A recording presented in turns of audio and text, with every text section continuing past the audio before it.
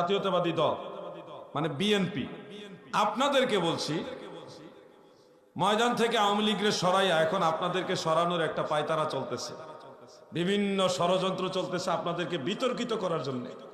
কারণ এখন যদি আপনাদেরকে বিতর্কিত করতে পারে তাহলে নবীর দুশমনদের জন্য ময়দান ক্লিয়ার। আমরা আপনাদেরকে বলছি, সুন্নি জনতা আপনাদেরকে উৎসাহিত করছি, ভুল ত্রুটি সবারই আছে, আপনাদেরও আছে তাদেরও আছে।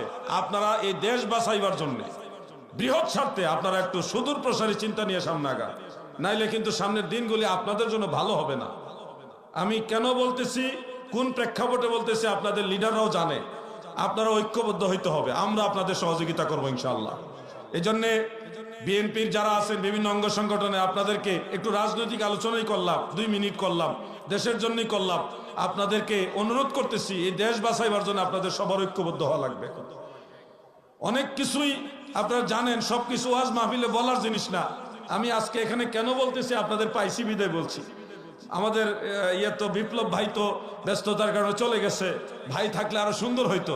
কিন্তু তারপর আমি বলছি আপনারা যারা আছেন, যুবক ভাইরা যারা আছেন, সবাই ঐক্যবদ্ধ হন।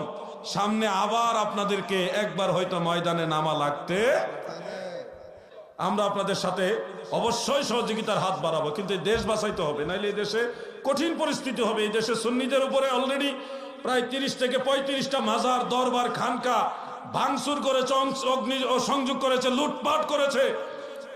আমরা যে গরুগুলি জবাই করে মানুষকে খাওয়াই, যে উট, যে মহিষ মানুষকে জবাই করে খাওয়ায়, যে ভেড়া বকরিগুলি জবাই করে মানুষকে খাওয়ায়, যেই পাতিলাগুলি ডেক্সিগুলি দিয়ে রান্না করে মানুষকে খাওয়ায়, এই লোকগুলো ইসলামের ব্যানার ব্যবহার করে সেই গরু, মহিষ, ডেক্সি, ভেড়া, বকরি সবগুলি লুটপাট, চুরি, ডাকাতি করেছে। ঠিক কিনা বলে? তারা যদি সত্যিকারের ইসলামের লোক হইতো চুরি, ডাকাতি, লুটপাট করতো না।